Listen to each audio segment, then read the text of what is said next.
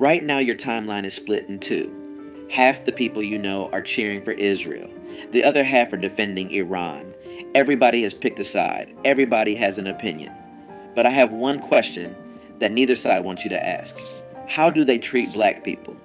Not in speeches, not in propaganda, not in what they say to the cameras. How do they actually treat black people who live in their countries, walk their streets and exist under their laws? Because I went deep on both Iran and Israel. What I found should make every black person watching this rethink everything they have been told about this conflict. Because neither side, and I mean neither side, has clean hands. Before we go further, subscribe to this channel. This is part of our ongoing series covering the Iran war from the angle the mainstream media refuses to touch. Hit the bell so you do not miss a single video. And let's get into it. Let's start with Iran. And let's start with something that most people, including most black Americans, have never heard. Iran has a black population, not visitors, not tourists, not temporary workers. There are Afro-Iranians, black people who have lived in Iran for centuries. They are concentrated primarily in the southern provinces along the Persian Gulf, in cities like Bandar Abbas, Hormozgan, and in the regions bordering the Gulf of Oman. Estimates vary, but researchers have placed the number anywhere from several 100,000 to over 2 million people, depending on how you define the community and how far back you trace the lineage. And the origin of that community is slavery. The Persian slave trade, which overlapped heavily with the Arab slave trade, brought East African people to Iran over a period spanning more than 1,000 years. From the 7th century onward, enslaved Africans were transported from the coasts of what are now Kenya, Tanzania, Mozambique, Ethiopia, and Sudan into the Persian Gulf region. They were used as laborers, domestic servants, pearl divers, soldiers, and in agricultural work in some of the most brutal conditions imaginable. If you watched our video on the Arab slave trade, and over 150,000 of you did, you already know that this was one of the longest and least discussed slave trades in human history. It predated the transatlantic slave trade by centuries and continued well into the 20th century. Iran did not formally abolish slavery until 1929. Even after abolition, the social consequences never disappeared. Today, Afro-Iranians live in a state of invisibility. They are among the poorest communities in the country. They hold almost no political power. Their cultural traditions, rooted in African music, spiritual practices, and oral history, are marginalized. They are rarely represented in Iranian media, education, or public life. When researchers and journalists have attempted to document their existence, they have been met with resistance from Iranian authorities who would prefer the world did not know this community exists at all. The racism Afro-Iranians face is structural and deeply embedded. The Farsi language itself contains derogatory terms for black people that are still in common use. Colorism is rampant across Iranian society, with darker skin being associated with poverty, low social status, and undesirability. Afro-Iranian women in particular face compounded discrimination, marginalized for their race, their gender, and their economic status simultaneously. And here is something that connects directly to the war happening right now. The southern provinces where most Afro-Iranians live are among the most neglected regions in the entire country. While Tehran poured resources into its military and nuclear programs, these communities were left without adequate schools, hospitals, infrastructure, and economic opportunity. The Iranian regime spent billions on missiles and proxy wars across the Middle East. Meanwhile, the descendants of enslaved Africans living within their own borders were treated as if they did not exist. Some Afro-Iranian activists have spoken publicly about this. The response from the regime was predictable: surveillance, intimidation, and silence. The protests that erupted across Iran in late 2025 and early 2026 included voices from these communities.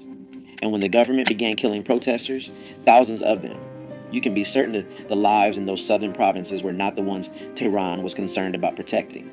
So that is Iran, a country with a black population born from slavery, maintained in poverty, and erased from public consciousness. A country that has never acknowledged, apologized for, or made any attempt to repair the damage done to its Afro-descendant community. Now let's cross the border into Israel and buckle up, because this is where it gets even more disturbing. Israel markets itself to the world as the only democracy in the Middle East, a homeland for the Jewish people, a nation built on the promise of belonging. But if you are a black Jew in Israel, that promise has a very different meaning.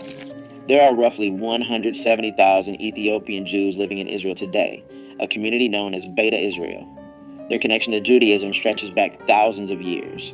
According to their own tradition, they descend from the tribe of Dan, one of the original 12 tribes of Israel. They maintain Jewish practice, ritual, and identity for centuries in isolation in the Ethiopian highlands, long before modern Israel existed. In the 1980s and the 1990s, Israel launched dramatic operations, Operation Moses, Operation Joshua, and Operation Solomon, to airlift Ethiopian Jews out of Ethiopia and Sudan. Thousands were brought to Israel in what was presented to the world as a heroic rescue, a Jewish state bringing its lost people home. But what happened after they arrived tells a very different story. Ethiopian Jews were placed in absorption centers that functioned more like holding facilities. They were subjected to a process of cultural erasure. Their religious practices, which had been maintained for millennia, were deemed insufficient. Ethiopian Jewish religious leaders were told their ordinations were not valid. Community members were required to undergo symbolic conversion rituals, essentially being told that their Judaism was not Jewish enough for Israel.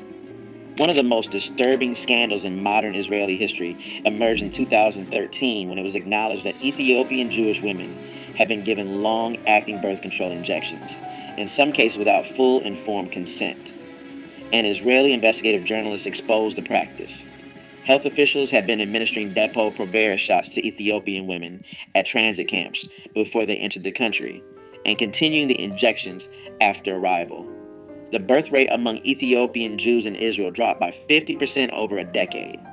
When the story broke, the Israeli Health Ministry issued a directive telling gynecologists to stop prescribing the contraceptive if there was any doubt that the women understood the treatment. Let that sink in. A nation that defines itself by the promise of never again was suppressing the birth rate of its black Jewish population. It goes beyond reproductive rights. Ethiopian Jews in Israel face systemic discrimination in virtually every measurable category. They are disproportionately poor, they face higher unemployment, and their children are overrepresented in the lowest performing schools and underrepresented in universities. Housing discrimination pushes them into segregated neighborhoods. When Ethiopian and Israeli youth have taken to the streets to protest, which they have multiple times, most notably in 2015 and 2019, they have been met with tear gas, rubber bullets, and mass arrests. Police brutality against Ethiopian Israelis has become a defining issue for the community. Video after video has surfaced of Israeli police beating, arresting, and harassing Ethiopian Jewish citizens. In 2019, the shooting of an unarmed Ethiopian Israeli teenager by an off-duty police officer sparked nationwide protests. Thousands of Ethiopian Israelis took to the streets, they blocked highways, and they demanded justice. The parallels to Black Lives Matter were impossible to ignore, and they were not lost on Black Americans watching from across the ocean. Then there are the African asylum seekers. Tens of thousands of migrants and refugees, primarily from Eritrea and Sudan, entered Israel through the Sinai Peninsula in the 2000s and early 2010s, fleeing war, dictatorship, and persecution. Israel's response was not compassion. The government built a massive detention facility in the Negev desert. Senior Israeli politicians referred to African asylum seekers as infiltrators and as a cancer. Legislation was passed to detain them indefinitely. Deportation campaigns were launched, pressuring Africans to leave for third countries in Africa with cash payments and threats of imprisonment. The message was unmistakable: Jewish or not, refugee or not. If you were black in Israel, you were a problem to be managed, not a person to be welcomed. And now, in the middle of this war, Israel is asking the world to support its cause. It is asking for solidarity. It is asking Black Americans, some of whom serve disproportionately in the U.S. military, which is currently fighting alongside Israel, to view this as a fight for democracy and freedom. But democracy for whom? Freedom for whom? If you are connecting these dots, hit that like button right now and drop a comment, because this is the conversation they do not want us having. So here we are, the two nations at the center of the biggest military conflict in a generation, and neither of them can look black people in the eye with a clean conscience.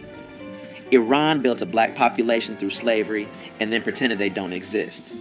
Israel rescued black Jews from Africa and then treated them as second-class citizens in their own promised land.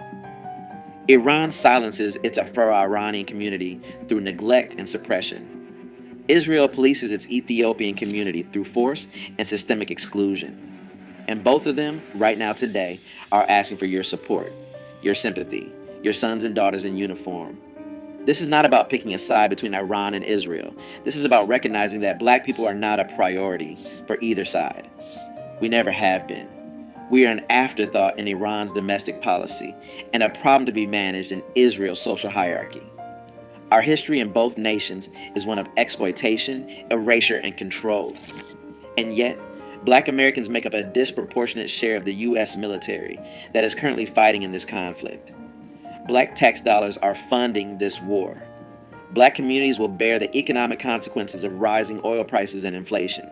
And black voices are being told by both sides to pick a team and cheer.